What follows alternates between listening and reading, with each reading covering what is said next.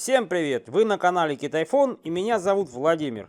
Я большой любитель послушать музыку, причем люблю, чтобы это делалось с кайфом. Да и желание поиграть в игры меня еще не отпускает. Ведь недаром говорят, что 40-летний мужик – это тот же ребенок, только с более дорогими игрушками. Так вот, мои любимые компьютерные наушники OneMo начали постепенно сдавать, как внешне, так и конструктивно. Пришлось разбирать, проклеивать и усиливать конструкцию держателей чашек. Да и отделка из кожи жопы дракона уже явно потрепалась. И хотелось бы качественного звука, а вот много платить за него не хотелось. Почесав бестолковку, были заказаны компьютерные наушники от компании Havit, модель H2008D, которые являются усовершенствованной версией достаточно удачных 2002-х. Ждать с Китая мне не хотелось, и поэтому выбор пал на Озон. И вот спустя пару дней они у меня в руках. Коробок не помялся из-за того, что сверху был обмотан дополнительный слой пупырки. Он презентабельный, внутри наушники, провод-разветвитель, съемный микрофон на гибком основании, ну и чутка макулатуры. Основные характеристики на экране: чуть улыбнула ошибка в слове «кабель». Ну да ладно, люди про вилку и ложку не знают, палочками едят. А тут Б от Е отличить надо. Провод тканевой оплетки, что очень хорошо, так как такие провода служат дольше обычных. Длиной он 2 метра и имеет на конце 4-пиновый джек 3,5 мм. На проводе для удобства пользователя предусмотрен небольшой пульт, с которого регулируется громкость и выключается микрофон. Микрофон съемный, но о нем чуть позже. Дизайн наушников выдержан в ярких цветах. Одним словом, стильно, модно, молодежно. Материалы приятные на ощупь, а оголовье регулируется с ощутимыми тактильно щелчками. Направляющие выполнены из металла. Собрано все на винтах, материал приятный. Амбушюры выполнены из эко-кожи с наполнителем, имеющим эффект памяти. На уши не давят, сидят приятно. За пару часов посиделка в наушниках дискомфорта не ощущается.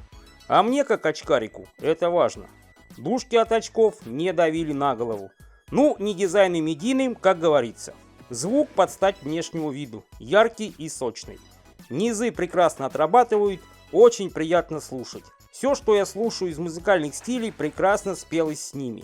Клубный драйв, легендарный король и шут, старики из металлики и AC/DC, ребята, которые много не работают, но по хип-хопу ботают, залетали в мои уши на ура.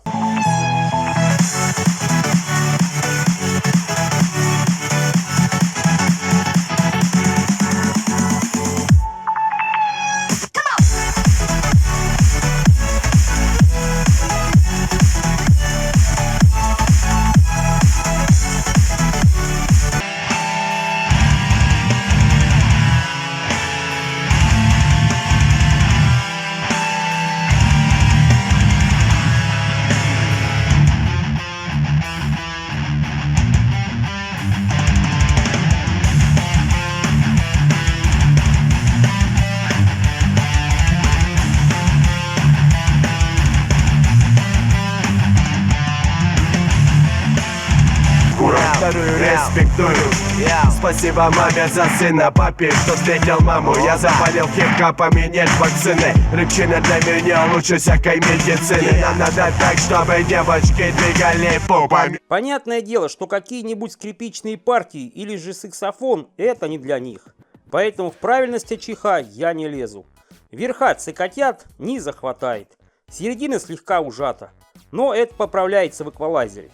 Что касается игр, то поиграть можно, но если тебе нужна точность позиционирования или сцена спереди и сзади, то нет. Такого тут не будет.